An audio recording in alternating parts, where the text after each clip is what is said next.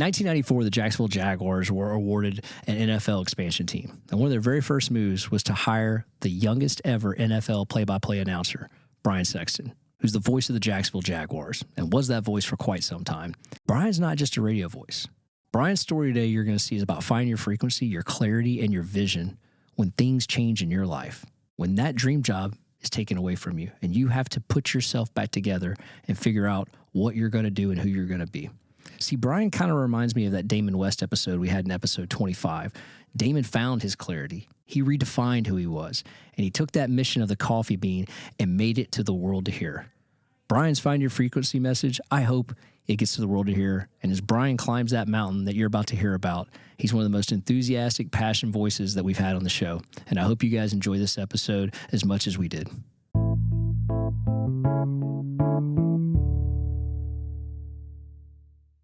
Welcome back to the What You More podcast. I'm your host, Quinton Harris. Today, I'm joined by a very special guest, Mr. Brian Sexton, former voice of the Jacksonville Jaguars. To me, you'll always be the voice of the Jacksonville Jaguars, but I'm very excited to have you on the show today. Well, I'm excited to be here. No one's ever called me a special guest, so I'm feeling pretty good right out of the gate. Quinton, thanks for having me. Yeah, welcome. Thanks for being here. And, there's a couple of things about this. I want to establish this right out the gate. We're talking one of 32. Yeah. Like, this is really, I had a former coach on here, and one of 32, when you let that sit in for a minute, I just want the audience to take that in as we get started. This is not your everyday job that we're about to talk about or career that we're about to talk about. No. And to underline that, I got it at age 25. And I got it with an 8-man high school football tape where I was the play-by-play announcer and the analyst. And I read my own commercials that I had sold earlier in the week live in the rain in southeastern Kansas.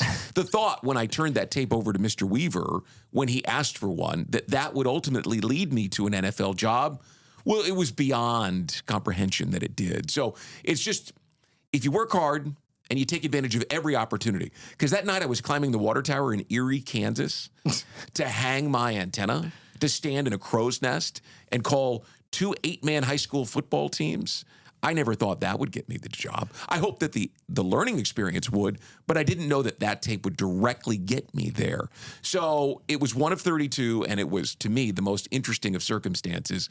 And I've been blessed. I've really enjoyed the experience. Yeah, I can tell how much it's meant to you. I've heard you talk before, and that's why I'm excited to kind of get into this. But something that I think is interesting for our audience, guys, he's talking 8-on-8. Like in Florida, we think that's spring football, popcorn. This is high school football, 8-on-8 in Kansas. And you got to, talk about the depths of what you had to do: climb water tower in the rain, do your own commercials. That just kind of speaks to start. And a lot of times I always joke with people that are new or getting hired. It's like, if you want to be the chairman of an organization, you can't just be hired in and then a year later, you're the chairman or you're the president of the organization. It takes time to build up. And I know from your past, you were doing this for quite some time, free. Oh, 100%. Listen. When I was in college, I drove my parents crazy because I was going to Topeka or to Kansas City. And Lawrence, for people who are geographically unfamiliar with the middle part of the country, Lawrence was right in between. Mm-hmm. And I was just putting money into my car and buying my own dinner. But I wanted to intern at 2 stations at the same time because I figured if I was willing to do twice as much as the average intern, as the average college student, someone would see that. Right. Well, it led me to a little 3,000-watt daytime radio station in Chanute, Kansas. So clearly, nobody saw it. But I walked away with the experience and with the knowledge that if I was going to make it in broadcasting, I was going to have to be the reason why. It wasn't just going to be talent. It wasn't going to be somebody making me. It was going to be me taking my talent, crafting it, figuring out what I did wrong, refiguring it, and going. Yeah. What's interesting about this next portion, you don't have to be a Jaguar fan to appreciate what we're about to talk about. Yeah. Maybe you're an NFL fan. Maybe you're just a sports fan enthusiast in general. Maybe you love radio. But this part right here, I love this part. So Jacksonville gets announced an expansion team. Yes. And this was in 1990. Well, they were awarded the Jaguars November 30th, 1993. 93. Which I have to, just quick aside, that was the day that I had a non-compete from one station to another in Wichita, Kansas. Long story, but that was the day my non-compete ended and I could go back on the air in Wichita. So it's a meaningful day for me. Right. So you're making a decision of which way you're going to go. You bet. Jacksonville's announced this. You come in, when you tell this story, it's such ground level. You were a part with the owners, with Mr. Weaver, with the family, with the NFL, out of a trailer. trailers that were hitched together. And when you got inside, you could go seamlessly between the trailers, and it felt like you were in an office. But, I walked out of the trailer every day thinking this is an interesting place to go to work. Right. What I like to tell people, Quinton, is I watched a stadium, a team, and a city grow together in that 1994 to early 1995 window. Because when I got there, I think there were 18 or 19 employees. There were a couple of coaches. There were a couple of people in marketing. Mr. and Mrs. Weaver were around there. But there were no players, right? I mean, there was no players. And a skeletal coaching staff that Tom Coughlin had gotten there. Mm-hmm. So I watched that grow. And obviously players were added shortly afterwards. The stadium was under construction when I first arrived here. It was the upper west deck, and that was it. It was a mud pile. And so literally, I kind of know where everything is in that stadium because I watched it go up and I walked it every day. Right. Well, I mean, you could tell that you are attached to this team from the ground level, right? And I mean, if you can't hear that by now in this episode, rewind it and play it back because you absolutely are you are part of the Jacksonville Jaguars at this point, and you're watching it grow. Yeah. And then you have the opportunity to, I wouldn't say audition, but basically audition to be the voice of the Jaguars by turning in that tape that you were describing earlier to find out who was going to be the voice. Well, so when I came here, it was against the wishes of my parents. My dad said to me that broadcasting is a job for people with talent, Brian. So I wasn't willing to take my teeth off that bone. And my dad is one of my best friends.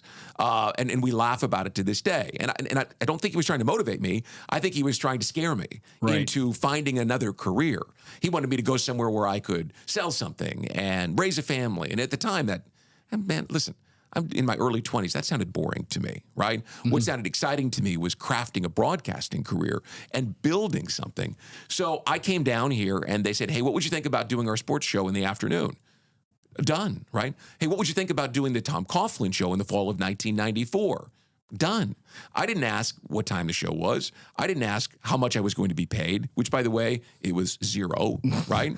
I just asked, when do we start? Right. And I was so, desperate's the wrong word, determined, driven, but there was some desperation there. And I think in professional football, that hunger, that desperation is what makes a person great. Mm-hmm. You have to have that. And I had it. And so they asked me for a tape. What? But my opportunity, Quinton, was getting in front of Tom Coughlin every Thursday night and doing my best to do a show that he felt was worthy of his time. Because if you know anything about Tom Coughlin, and he is a terrific human being, a wonderful man, Tom put a premium on every second counting. So when you were going to do a radio show with Tom, you better be prepared. Right. We would meet for an hour on Wednesday to talk about what we were going to talk about for 55 minutes on Thursday night. Now, that was before we had players and he had time to talk about those things. But I came out every Thursday night ready to go. And it was that moment, right, where the Jaguars said, hey, this is a young guy, has a little vocal talent. Maybe we should investigate him being the play-by-play guy. I had no reason to think they would ever ask me. They had 100 tapes from guys who had called USC and the University of Cincinnati and the Seattle Seahawks. I mean, they had big-time broadcasters because it was the 30th NFL franchise. It was in North Florida, which is very appealing.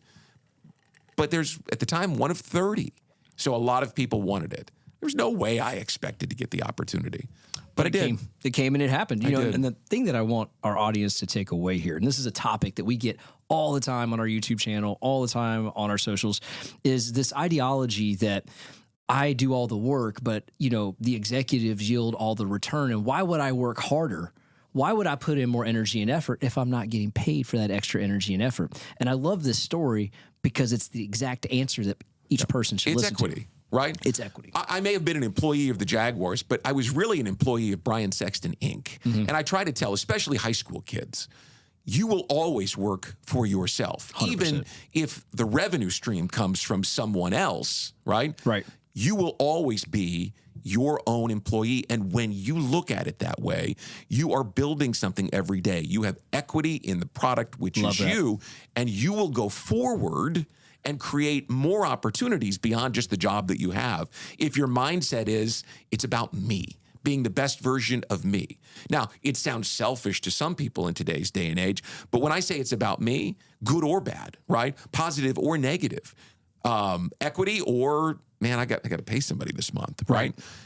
I own it. I own what works. I own what doesn't.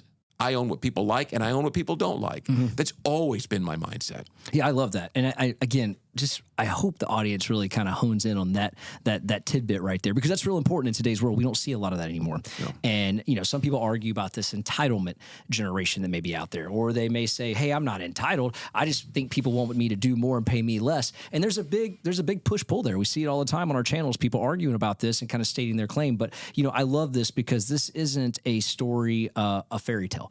This is a story of hard work, effort that got and yielded a result. And I just want the audience to understand that, because I think that's really important. Let me add something to it. When I was a senior at KU, I went to St. Louis, which is where my family's from, and spent a couple of days on spring break with family and friends, and was talking to an aunt of mine about my dreams and aspirations. She knew that my dad was no big proponent of me being a broadcaster, and she and my dad were just antagonizing each other enough that she said, you know what? Bob Costas lives around the corner, and his son Keith is in Kelly, my cousin's kindergarten class. Let's go knock on his door. Right? So Bob Costas looked at my resume, and he called my dad.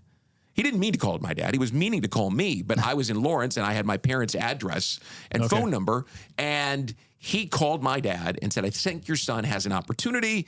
Tell him I called. My dad asked him a few questions, back and forth. You have to be willing to knock on doors where you think no one will answer you in order to give you that opportunity to either be told no or yes. Bob told me, I don't have a job for you, right? I've got some advice that I can help lead you. Don't be scared to go into radio as opposed to TV. And along the way, what I learned was that the best of the best, Bob Costas, who went to KMOX radio from Syracuse University almost overnight, right? Right. When people said to him, gosh, you're young. How did you get here? You didn't pay your dues. He said, nobody ever asked me to pay my dues. Nobody ever said I had to pay dues to take my talent and put it to work.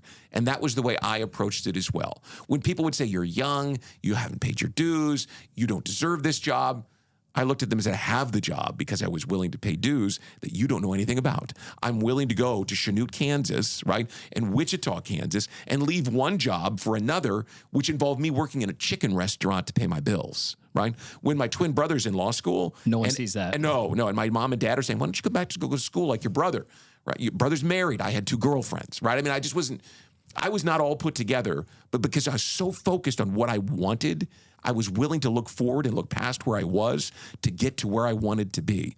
And that's the lesson for young people. Knock on doors, ask questions, don't worry about what other people say. But if you have a vision for yourself, and you and I talked about this when we met a couple of weeks ago, if you have a very clear vision for who you are, where you want to go, and how you intend to get there, you can get there. It's going to change. It always does. Yeah. Life intervenes. But I set out on that path with a very clear vision of what I wanted, and that's why I'm here today. Yeah, well, I took 2 things away from that, and there's a lot to unpack right there, but the 2 things I took, if you're listening, number 1, advice is just as good as an opportunity. Are you willing to listen to the advice? Yeah. And then number 2 is, it doesn't matter what your age is, it matters, are you willing to put in to get what you want out of it? And I love that right there. Yeah. I love it. Well, the age thing has gone away in recent years because of all the young tech billionaires who had good ideas. I mean, Steve Jobs had not reached the level of success with Apple by the time I graduated from college in 1991. But now, dues, time, age, none of that matters. Do you have a good idea? Do you have a dream? And do you have the drive to go and do it? Yeah. Do you have the work ethic? So back to that dream, you become the voice of the Jaguars, and you're on campus per se, and you're involved in the day-to-day. So as you're doing this, inaugural year kicks off, you're going and you're there for 20 plus years after that. I've heard a lot of the stories. I've heard of a lot of the things. Obviously, I think you are very, very near and dear to Tom Coughlin. You guys have a wonderful relationship. I'm grateful for that. How about you and the players? What was the relationship like with you and the players throughout the years? That's a great question. It's an interesting one because when we first got started, I was just about the same age as Tony Baselli, who was the first ever draft pick. And I can remember, I went in on Sunday morning. The draft back then was Saturday and Sunday. And I went in on Sunday morning, and somebody said, hey, Baselli's already here. Grab the camera and the microphone. We got to go interview him. And I'm like, where's the weight room again? Right? I mean, we hadn't even moved into the stadium fully, right? We were still in the trailers part way. And I remember running and dodging, equipment and boxes and, we're here at the weight room. And I walked in and here's Tony Baselli, who is now Hall of Famer, 6'7", and Angie, who was a Miss California candidate, in the flowing blonde locks, just a gorgeous woman. And the two of them are standing, and I'm just a little bit older than them. But here they are at the top of the world. And I'm thinking, I'm never going to have anything in common with these guys, right? They're never going to have to worry about paying a bill. They're never going to have to worry about whether they've got enough money for groceries that month. I didn't think that they would be very relatable. Now, fast forward 30 years, Tony's a dear friend and very relatable because he's had his share of successes and failures, and they've helped shape who he is. So over the years, I looked at them, first of all, as a peer because I was the same age. And then as I got older and they got younger, all of a sudden, I had some more wisdom to offer these guys, right? And now I'm 55 and the average player is 25. Right. The relatability kind of goes away because they're young and they're on social media and they're even, the lowest undrafted rookie free agent makes $500,000, walking right in the door. So there's a lot of money on the table and I don't live the same lifestyle. So it went from a lot of these guys who are very close friends, and those guys who were very close friends still are close friends today. James Stewart has Studio 33 right around the corner from here. He was the other first-round pick in that inaugural season. Little man. Running back from Tennessee, absolutely. Tom McManus is doing this media thing, this podcasting thing with Team Tommy Mack, and we were out one night, and he had a bunch of former players there. And I just said, getting old isn't that bad. Because it's the opportunity to share memories and stories and laughter and relive some of those moments. So, pardon me, I went way off course with your question. But the relationship with the player started as peers, friends, and has grown into... Then there are some guys that will say, hey, what do you think about this? Did you see that story? What's your perspective on it? Because they know that I have seen every game the Jaguars have ever played, and I've been in the league for 30 years and in that locker room for 30 years. Know every player, know every coach, know every equipment guy and trainer and strength and conditioning guy who's ever been through there. So there's a pardon if this sounds braggadocious, there's a font of knowledge and a fair bit of wisdom that I can offer them. Sure. And it's interesting for me to look back at where I was and where I am. So, well, you have a lay of the land that most people don't have, right? And you understand everything you just described. And, the relatability was clutch. And as the years went on, let me ask you this. How did media change? I mean, obviously, we all know how it changed. Yeah. But, you used to be, and your position used to be how players were introduced outside of TV. Yeah. Now with social media, the introduction starts from the day they're announced at the podium, or if they're traded, or how they're brought into the organization. Did radio start to become further down that line? It did. And it started to become, now I don't like the word irrelevant. That's not the word I want to use, but did it become not as popular because the players felt they could take stuff into their own hands? Listen, I'm a radio guy, okay? I grew up listening to KMOX, 1120 on your AM dial. It's one of the most powerful stations in America. Okay. It's a 50,000 watt clear channel station. I'm saying this guy used to listen to the Blues games, and Jack Buck and Dan Kelly call, that was Cardinal games. Dan Kelly called the Blues games. I grew up as a radio guy. I tell you that so that you understand when I say that radio is almost irrelevant. It is. Yeah. We live in an on-demand world, right? It started on a box on your television where you could go watch things that you recorded, and now it's all about podcasts like this, right? Even the radio broadcasters who have radio shows every day turn it into a podcast, put it on social media, and that's where most people listen. We've gone away from the appointment, right? I'm going to go listen to this show at 4 o'clock in the afternoon to I'll listen to that show when I leave the office at 6:30 on my way home. I plug my phone into my car, I hit podcast, and away we go. So it pains me as somebody who, when I first moved to Jacksonville, rigged up an antenna in my garage in Atlantic Beach so that I could listen to KMOX in the summer, right? Wow. Because it gave me that flavor from home that I missed, and I could pick it up. That's how powerful it is. Wow. But it's not the same business anymore. So that's the first thing that stands out to me. The second is you mentioned players. It used to be a player would show up and they were a football player, right? That's not the case anymore. They show up and they're almost already a multimedia, superstar is not the right word, but a personality, right? There are players that have shown up in Jacksonville in recent years with their own production team, right? Who will I believe it. chronicle them. The Jaguars, it was the rookie season of Trevor Lawrence. So this is 2021. And the Jaguars had signed Marvin Jones, the wide receiver who came out of Syracuse and played for the Bengals and the Lions. And Marvin called a couple of the other receivers, and they all went up to a lake in Carolina where Trevor hosted them, and they got to know each other. It was a bonding experience. Okay. People can find it if they Google, Trevor Lawrence, rookie season lake house. And it was a bonding experience. Well, that's the kind of thing that the Jaguars would have sent, 5 cameras to and spent a lot of time and effort to chronicle it so that we would have the story to tell in all of our shows across every platform. But we didn't get invited.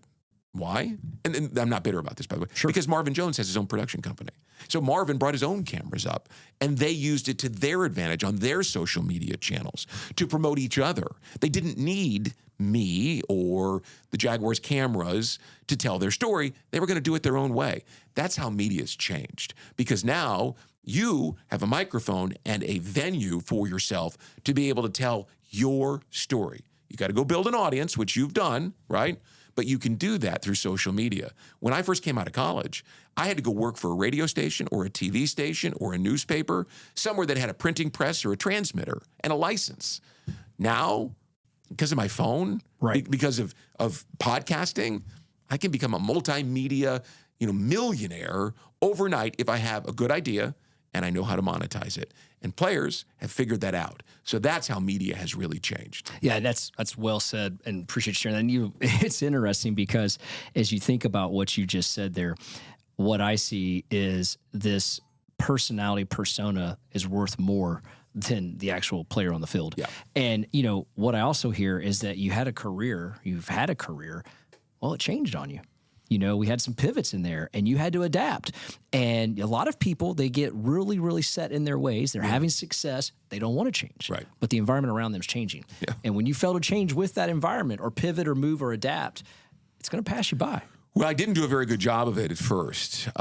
You mentioned I had 20 years as the voice of the Jaguars. And in 2014, if I can take my own narrative for a minute, the Jaguars had a new owner.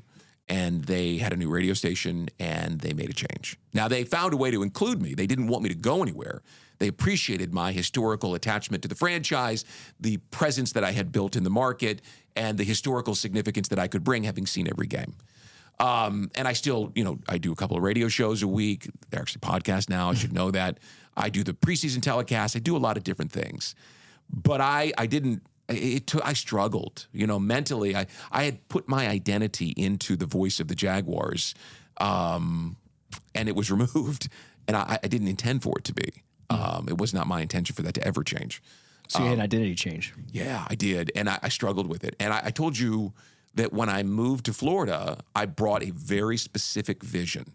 And when I was 25 years old, I could tell you exactly who I was, where I was going, and how I was going to get there. That was 25.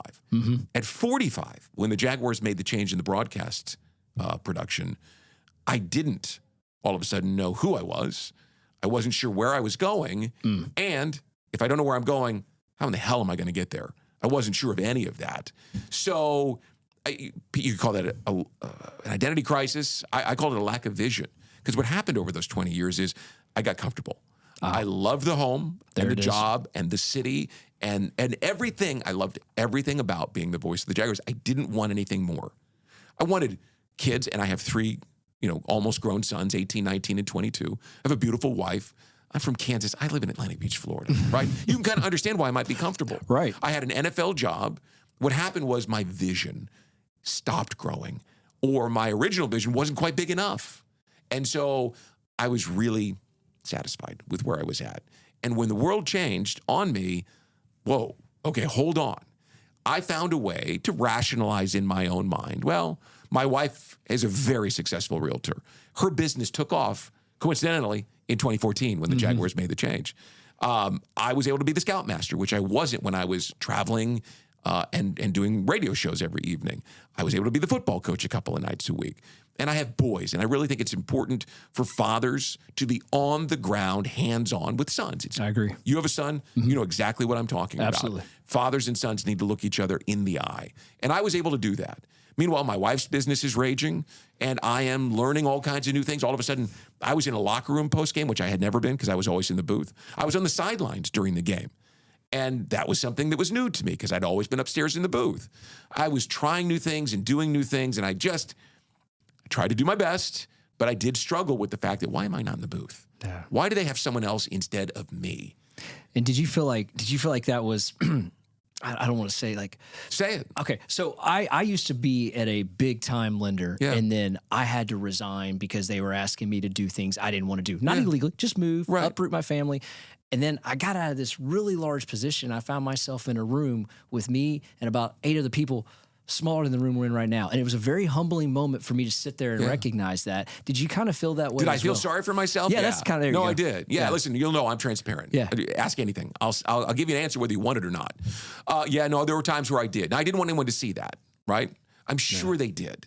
When they put me on an airplane right across the aisle from Frank, who replaced me, it was hard for me. But I wanted the connection because I knew it was still good for me. It was still part of who I was. And I deluded myself at times into thinking eventually they're going to understand that I belong in that booth. But it hasn't happened. So clearly I was wrong about that. And I had to grow through those situations. Yes, there were moments where I'm like, why am I holding a microphone on the sideline? Right, I was field producing Jags Wired, our behind the scenes look. But here I am. I'm used to being up in the booth, and I'm holding a microphone, like a tech guy. I'm listening to what they're saying, and it helps me do my job to write the show that I hosted. And when I looked at it, globally like that, I could justify it. But on game day, when I would walk by and people would say, "Hey, Brian," and I'd think, "Gosh, this is embarrassing that people see me on the sideline holding a microphone and not being up in the booth." So yes, that was a very humbling opportunity for me, but a good friend of mine, coach named Mark Collins, who was our linebackers coach here for a few years ago, recently shared with me a formula for success that he gives to every player he ever coaches. And now he coaches NFL officials. Okay. And he gives them the exact same formula. It's called H2O, right? And he came up with that because water is essential for life, right? He believes that humility and hunger plus outworking everybody, H2O, is the formula. And, love that. And I said to him, I said, why didn't you give this to me years ago? He goes, I didn't know you needed it, right? But the humility and the hunger returned. Eventually, the hunger came back. And I started doing the preseason telecasts and started to get back on my feet again. And then just recently, I feel like I have worked hard to get to a point where I was ready for that sort of next vision of life. Yeah. But for 10 years, the title of my presentation is called Finding Your Frequency, right? And if you know anything about a radio wave, right, it's sent out by a transmitter that oscillates, 104.5 FM. And I'm saying this and I'm thinking some people who are listening are like, FM, AM, what's that? Right? Because we're talking about radio, right? Could be, yes. So it oscillates at a frequency from the transmitter at 104 million cycles a second, right? If it's 104.5, which is WOKV in town.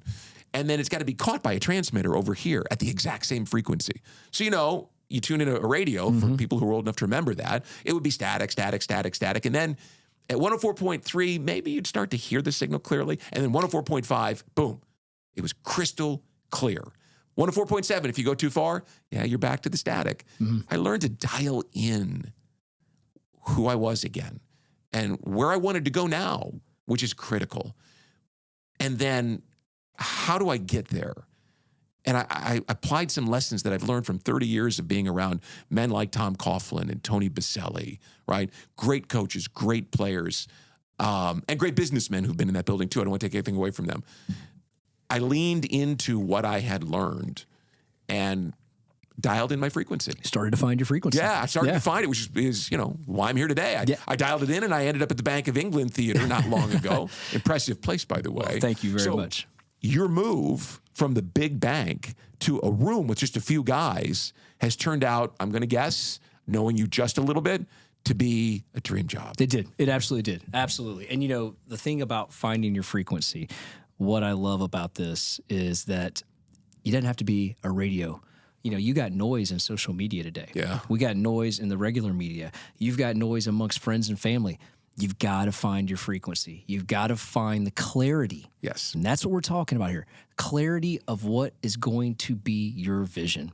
And I love the fact that you were able to, I'm going to call it what it is, redefine yourself. Yeah. Find that clarity, find that vision, and you are so dialed in. You are locked in. You know, you did a, I'll call it a trial run at our office. It was a trial run. And you crushed 100%. It. It's like you had done it for 10 plus years. And I think that, you know, no matter what age you are, what generation you're in, you're either going through something right now. Yeah. You've been challenged. You either overcome it or you haven't. Most people don't. They're still dealing with it, right? You got to find that clarity. You got to find that frequency. And I love this message that you have. And more people need to hear it, which is why you're on here today. Can I, again, stop me if I'm talking too much? No. I was in London last year because the Jaguars, you know, have started this home and away thing now where they're going to play a home game and an away game in London. And I was still really struggling at that time. I mean, you see this focus in me now. You go back to September, it wasn't there. As recently as September, it was not there. Wow. And there's a gentleman that I had met all the years going over to London named Richard Dean. And Rich is a phenomenal sports performance coach, right? I don't want to just say sports psychologist because that isn't enough. He doesn't just work with the mind. He helps connect your mind to your body, okay? He is a gifted human being. And he said to me, you look like you could use a little help. Wow. And I said, you're very astute. So we spent hours on the side of the practice field talking about what I was trying to do. And he said, you know, your problem is you have looked at yourself through the lens of failure. And I looked at him and said, I haven't thought of myself as a failure. He said, really? He said, you stayed in a place for 10 years where every day you looked at the job that was yours, at the identity that was yours, at the personality that was yours, and you recognized it wasn't, and you blamed yourself. I said, how did you know that? He said, I've been listening, Brian. You talk for a living. Shut up and listen a little bit. We had an amazing day, and I went back to the Landmark Hotel, which was where we were staying in London, right in the heart of London, right? Just to give people a sense. I could have been out every night in a posh restaurant. I mean, doing the museums and all that stuff. London's a phenomenal city. If you've never made it over for a Jaguars game, everyone should go. It's a great trip. Definitely on a bucket list. I had a whiteboard brought to my room. And you know the movie A Beautiful Mind? Oh, yeah. And by not saying I have a beautiful mind, but I mean, I was drawing. Notes everywhere. Everywhere. and that was the genesis of finding your frequency. And over the last couple of months, I've tuned it up. Tom Reber, God bless him, connected us, and I got the chance to come and make the presentation. And I have since that, 2 weeks ago, I have dialed it in even more. I've changed the name of some components of it. I've given myself more practice time. I'm going to take this and I'm going to make it something that will be my next mountain to climb. I love it. And listen, and I mean this, I'm going to the top of the mountain with this next endeavor, okay? Still going to do the Jaguar stuff. It's an important part of my life. But this is where I can do the most good, not just for me and my family, but there's a lot of people who are stuck, who feel like I'm in my mid-40s, I have, kids, job, is this all there is? Sure. How do I get out of this and start living and dreaming again? Because the blessing of getting the job at 25 was I got it at 25. The curse of it was that I got it at 25. Quinton, I stopped dreaming big. I told you, I was satisfied. You have to learn to dream big again. And people go, yeah, that sounds great.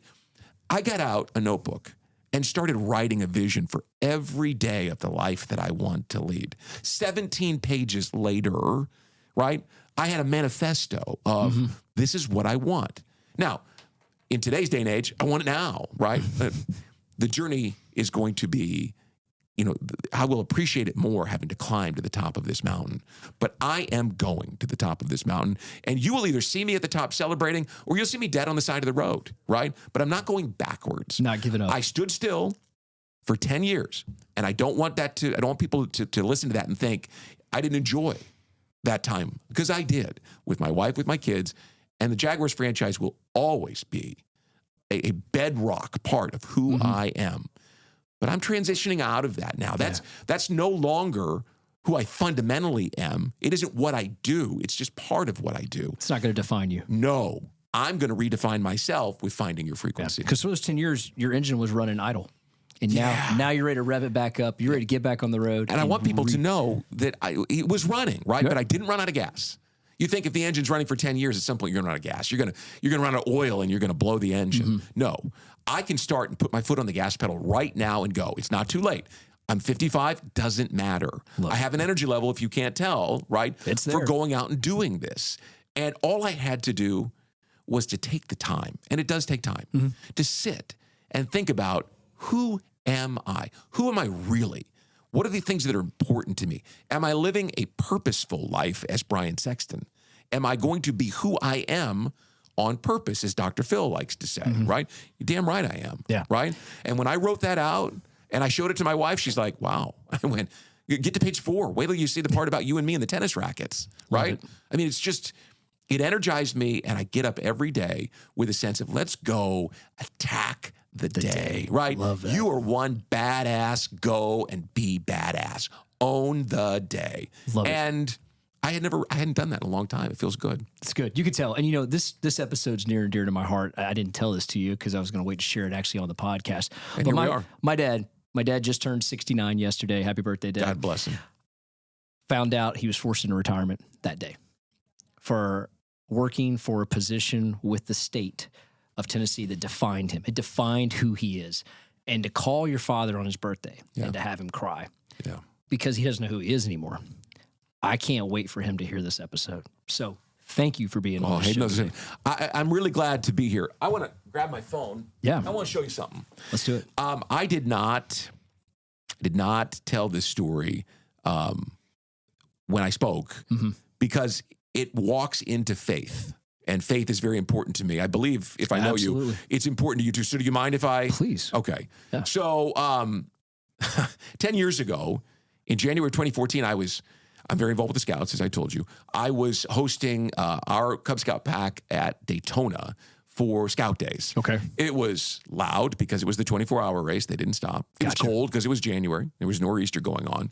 And there were a bunch of first, second, and third graders going around. It was a very painful weekend. I got up on Sunday morning, and it was calm. Man, I packed my car so fast. I mean, I had the tent down, the boys in the back. My boys were 7 and 9. Went under the Speedway, down Speedway Boulevard, got on I-95, started heading north. Called my wife, hey, we're going to make Mass at St. Paul's, which is Jack's Beach, which I know is a place that you're fond of. That's where our family goes. Home. So she's talking, and I see something coming at my car. And I said, hold on a second. She goes, what? I said, there's something coming at my car. She said, what? Well, I'm going to show you, and maybe we can we'll put this in at some point. Put it in there. Hold on. What did I just do? That's a pair of pliers that came through my windshield at 85 miles an hour. That came off the back of a vehicle, apparently. Must have. Holy cow. The state trooper shows up and says, that's Final Destination kind of stuff right there. No kidding. At which point, I started doing this, Sure. right? I mean, fight or flight syndrome, I was ready to fight for my boys. We had a sheen of glass over us. What you can't see is that those pliers were coming through my forehead. They were held into the windshield by about an inch of the rubber grip, but they were pointed right at my forehead. If the grip doesn't catch it, I'm not here today. And I have an 18 and a 19-year-old whose lives were cut short, right? We all die because I roll over the car and it's a bad day. So I say to people, I didn't know at the time what the message was, but I sure as heck knew who the message was from. That led me on a path of discovery, right? Where I realized that what happened was the Jaguars thing was taken out of the center of my life, and God put himself in the center of my life. So when I look at where I'm at right now and why I am so excited, if I had a pair of pliers and it took the pliers to get the message through, then what I'm really trying to do is tell people, you have opportunity. You have a day in front of you.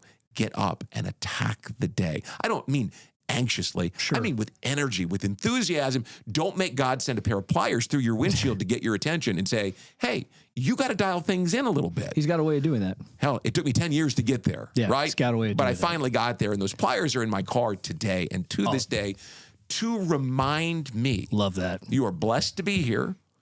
Go and take the message to others about taking back their life. Man, that's fantastic. So your dad, hopefully he hears this now and will. understands that sometimes he might be in a funk for this for a couple of days. But don't make What's his name? Mike. Mike, don't make God send the pliers for you. Right?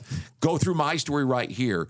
It's going to be great. That's awesome. Well, thank you so much. And if you want to take a look at that, that'll be on our YouTube channel at What's Your One More. Check that out. It'll be in our show notes, as well as the next thing we're going to talk about. Brian, you need to get this message out to more people. We need to get beyond Jacksonville, right? So how does a listener that's listening to this that lives anywhere in the United States, or we have listeners in New Zealand and Australia, you want to have Brian come talk to your group. You want to help your group find their frequency. Right. How do they do it? So I'm going to be old school with you, right? Because I don't have all the social channels up and running yet, but it's brian@briansexton.net. Alrighty. That's the email. And if you send me an email, I promise I will reply. brian@briansexton.net. You can also find that at briansexton.net on the internet. You can go there. He has everything on that website that you need to book or to get in touch with him. It's on there. That also will be on our YouTube channel. What's Your One More? It'll be in our show notes on every platform you listen to. And Brian, hey, this was needed today. Like, this is my dad's birthday gift. I'm going to give this to him. He doesn't even know we were doing this, but I appreciate you being here. I hope our audience eats this up. I know they will.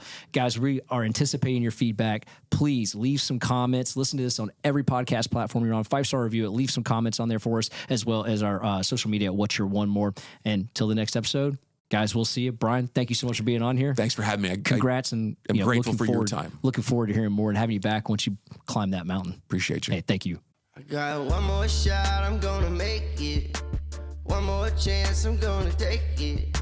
I meant it when I said it, now it's time for me to do it. I got one life to live, so I put my all into it, yeah.